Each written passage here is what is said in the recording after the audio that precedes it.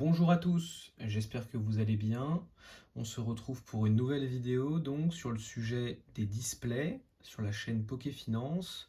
On va pouvoir analyser un petit peu ensemble si les displays sont un bon investissement, est-ce que c'est un investissement qui est considéré comme risqué. On va aussi déterminer bien sûr est-ce que c'est un investissement qui est à la portée de tout le monde et pour qui il s'adresse. On va vraiment voir ensemble les avantages, les inconvénients et surtout comment bien choisir sa display, sa série pour maximiser bien sûr son retour sur investissement. Je vais un petit peu donc vous parler dans un premier temps du prix des rentabilités des displays. Je vais bien sûr pas faire toutes les séries parce qu'il y en a des tas. Je vais ensuite vous parler de la différence entre les displays et les ETB.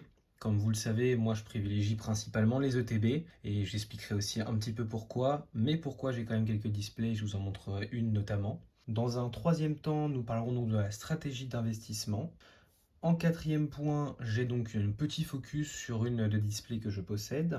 Enfin, nous aurons donc quand revendre ces fameuses displays, quelle est la meilleure temporalité en fait pour revendre un display. Et enfin, donc, je viendrai à la conclusion pour vous donner un avis général sur la question et comment moi je vois l'investissement des displays. Donc démarrons avec déjà donc le prix et les rentabilités d'une display. Donc on sait que les displays, c'est un investissement de base qui est déjà très conséquent. Si je reviens quelques années en arrière sur les displays, on était à des prix autour de 180 euros. Maintenant, en dessous de 200 euros, c'est quasiment impossible de trouver une display correcte. On va pas trouver de display spécifique. D'où l'évolution en fait du prix des boosters de base qui a quand même pas mal grimpé. Donc les displays derrière augmentent aussi. On est parti donc pour l'analyse des prix et de la rentabilité des displays. Donc si on prend une display en général, c'est un investissement qui est quand même conséquent. Déjà à l'époque, je me souviens, on avait des displays qui sortaient au prix autour de 180, 190 euros. Maintenant, c'est très compliqué de trouver une display en dessous des 210, 220, parfois même 230 euros pour certaines séries. Donc c'est vraiment un investissement conséquent lorsqu'on débute. Voilà pourquoi je considère quand même que les displays sont des investissements destinés à des investisseurs qui ont déjà une trésorerie assez importante. Donc lorsqu'on prend par exemple une display de la collection, donc de la série Évolution Céleste, qui est quand même sortie en 2021, donc il y a maintenant 4 ans, elle coûtait à sa sortie 180 euros. J'ai pu un petit peu regarder les derniers prix, notamment sur eBay de vente de displays scellés Évolution Céleste. On est aux alentours de 1200 euros. Donc quand même sur un x6, ce qui est assez conséquent et un bon retour sur investissement. Mais c'est là où il faut faire assez attention avec les displays, c'est qu'en fonction des séries, le rendement est très très très disparate. Je vous prends la sortie il y a peu donc de Mascarade Crépusculaire, donc une display qui aujourd'hui sort à un peu plus de 200 euros. Quand on regarde les dernières ventes sur eBay, on est littéralement à des prix retail, si ce n'est de temps en temps en dessous du retail. Donc vraiment, la hausse des prix de votre display va dépendre de deux principaux facteurs. Déjà, la hype autour de la série sur laquelle vous achetez la display, la rareté de l'item display en tant que tel, c'est vraiment les deux choses qui vont jouer sur la série. Et sur donc le prix ensuite des cartes à l'intérieur, donc des boosters et donc de vos displays. Vraiment, les cartes aussi vont avoir un intérêt lorsqu'on prend notamment, donc si je vous prends les dernières séries, Évolution Prismatique, tout ça avec les nouveaux Pokémon, l'ergonomie des cartes, le style des cartes, le prix aussi de revente des cartes va jouer sur le prix des boosters et donc sur vos displays vu que ce sont que des boosters. Et donc lorsque je les compare très légèrement donc aux ETB en tant que tels, les displays mettent beaucoup plus de temps à monter en valeur. Mais lorsqu'on regarde sur le très long terme, donc là je vous prends plus de 5 ans pour la majorité, et c'est aussi une chose importante à faire, c'est qu'il faut que vous arriviez à déterminer quel est votre espace-temps d'investissement et sur combien de temps vous souhaitez avoir un x2, un x3, un x4, un ou x+. Ça c'est vraiment très important. Donc on voit en fait que les displays sur la durée montent beaucoup plus haut que les ETB en tant que tels. Ce qui nous amène donc à notre deuxième point, la différence entre les displays et les ETB. Donc on a des ETB qui sont bien sûr plus faciles à la collectionner, plus accessibles en tant que telles de temps en temps à la sortie, et je vous sors notamment une de mes ETB, une que j'aime beaucoup, qui est donc l'ETB Flamme Obsidienne. Donc c'est une ETB qui est sortie, donc une série en soi qui est sortie le 11 août 2023. Donc là, on peut voir un petit peu les reventes actuelles. On est à 150, 140. Bon, on a eu une vente à 195, mais j'en tiendrai pas compte. On est donc sur un prix qui était à 55 euros.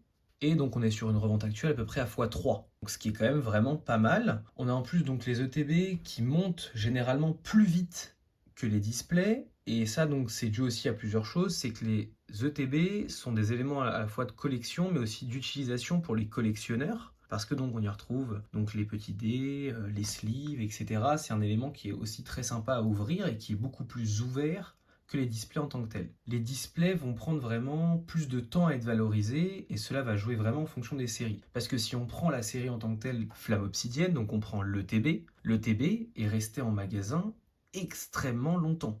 On en voyait un peu partout, on avait un retail qui était totalement correct, rien de spécial. Le fait aussi que les displays prennent plus de temps à se valoriser sur le marché secondaire, c'est que c'est un produit donc qui est plus cher à l'entrée.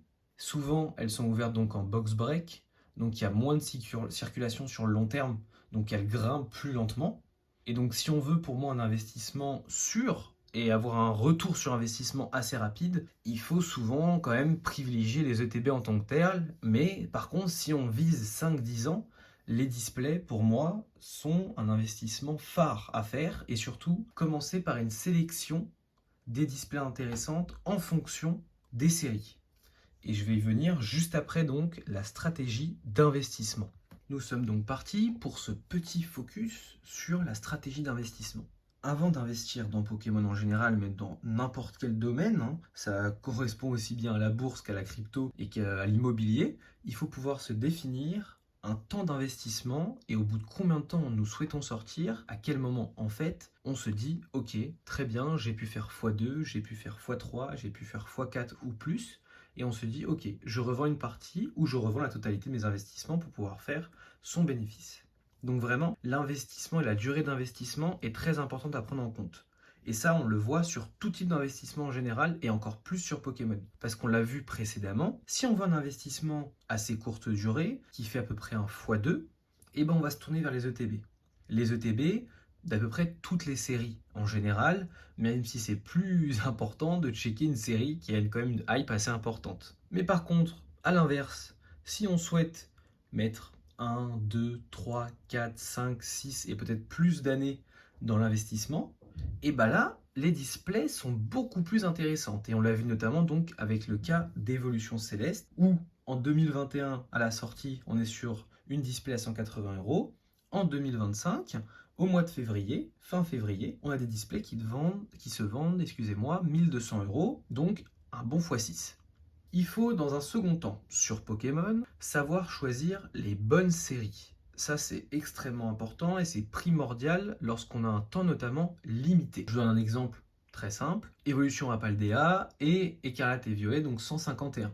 Si vous prenez 151, on voit que donc la série, il y a eu une très grosse hype, les 151 premiers Pokémon, les cartes, personnellement, je les trouvais magnifiques, donc des cartes aussi très recherchées par la communauté en général, ce qui fait que l'ETB aussi monte beaucoup plus rapidement que pour une évolution à Paldea. Et en troisième point, en stratégie d'investissement, il faut aussi savoir protéger ses items. Et ça, c'est extrêmement important. Il faut donc pouvoir les mettre notamment dans des protections en acrylique, ce qui permet d'éviter que les plastiques se défassent, que vous ayez des trous, et donc après à la revente, ça soit quand même vachement moins bien. On va se faire un petit focus donc maintenant sur une fameuse display donc, que j'ai sortie de son acrylique. Étincelle déferlante. Donc on va regarder juste ici ensemble la revente actuelle d'étincelle déferlante. Donc c'est une display que moi j'ai acheté aux alentours des 216, donc un prix retail assez classique maintenant, mais qui a quand même bien évolué. Et donc là on voit déjà un retour sur investissement très intéressant, vu que les dernières ventes sont autour de 320, la 336, 330, 290, donc on est autour des 320 euros. Donc quand même une sortie qui a été faite sur Star Étincelante en novembre 2024, Vraiment, on est sur un rendement quand même très intéressant. Pourquoi est-ce que la série aussi a explosé? C'est une série qui était très importante parce qu'en fait, on a eu plein de nouvelles cartes, des nouveaux designs, ça a été très très demandé, une hype possible aussi grâce aux influenceurs qui ont quand même pas mal ouvert. Donc ça a vraiment joué sur l'évolution rapide de la display. C'est un petit peu le contre-exemple d'une série qui ne fonctionnait pas bien avant, etc. Nous passons donc maintenant sur notre cinquième point de cette vidéo, quand revendre sa display. L'objectif, en général, est d'attendre que la display atteigne au moins un x2 avant de la revendre. Mais si on prend l'intérêt d'investir sur une display sur le long terme, il est beaucoup plus intéressant de la revendre au bout de 5-6 ans, lorsqu'on a vu notamment les prix de revente de Evolution Céleste. Et je vous prends maintenant l'exemple de la série que je vous ai montré juste avant avec mon ETB Flamme Obsidienne. Lorsqu'on regarde actuellement la revente de cette fameuse display Flamme Obsidienne, on voit qu'on atteint déjà des prix très corrects, avec même une dernière vente à 350, qui est, je pense, un peu hors marché, mais qui montre que la série commence à avoir un intérêt assez important. Et donc là, on est quand même sur une série de base qui est sortie donc en 2023. Donc on est sur 2 années. Donc vraiment, ça va être un petit peu propre à chacun. Chacun va pouvoir déterminer quand est-ce qu'il souhaite sortir du marché et faire son bénéfice. Mais la clé pour savoir un petit peu quand revendre sa display, ça va être donc d'observer la demande en tant que telle pour pouvoir vendre au bon moment. Est-ce que lorsque vous allez revendre, vous allez souhaiter déjà réinvestir directement, donc peut-être revendre lorsqu'une série qui va sortir vous plaît, pour pouvoir notamment précommander cette série. Mais si vous avez du temps, il vaut mieux attendre, notamment sur les séries qui sont très demandées, où la hype a été très importante. On va avoir un rendement qui va être au moins doublé. Donc il faut vraiment se poser des bonnes questions au début. Et donc pour conclure, donc sur les displays, on a un investissement qui est très basé long terme, mais qui n'est surtout pas fait pour tout le monde, parce que la barrière d'entrée principale, ça va être le prix. En plus, elles vont mettre un peu plus de temps à monter, mais sur la durée, elles vont offrir des gains beaucoup plus importants, et notamment si vous choisissez les bonnes séries dès le départ. Par contre, si vous cherchez donc des investissements, et notamment un investissement rapide et plus accessible, il va falloir privilégier absolument les ETB. Donc vraiment, si vous souhaitez faire gonfler votre patrimoine, et bien sûr donc votre trésorerie derrière, assez rapidement, privilégiez les ETB dans un premier temps. Ensuite, renseignez-vous au maximum sur les sorties à venir et sur les displays qui pourraient être intéressantes de posséder. Et comme ça, vous verrez une évolution beaucoup plus rapide de votre trésorerie et donc vous pourrez diversifier encore un peu plus vos investissements. N'hésitez pas à me dire en commentaire si vous investissez peut-être déjà dans les displays et sur quelle série. Quel est votre avis sur cet item? Est-ce que vous préférez peut-être les ETB un petit peu comme moi? Abonnez-vous, mettez la cloche pour ne louper aucune nouvelle vidéo et je vous dis à très bientôt.